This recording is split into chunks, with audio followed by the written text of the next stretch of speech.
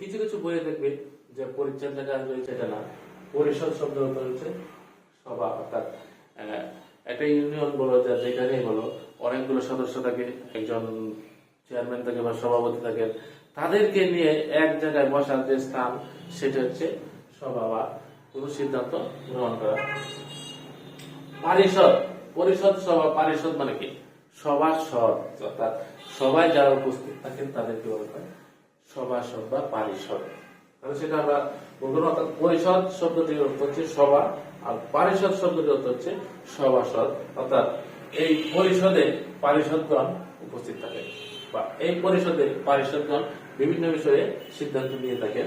তাহলে এটা আকর্ষণীয় শব্দ এবং খুব মজাদার, খুব ভালো একটি শব্দ আমরা পেয়ে গেলাম, আর পরিষদ এবং পারিষদ। পরে আসে পাঠ। পাঠ আমাদের সোনালী হাঁস।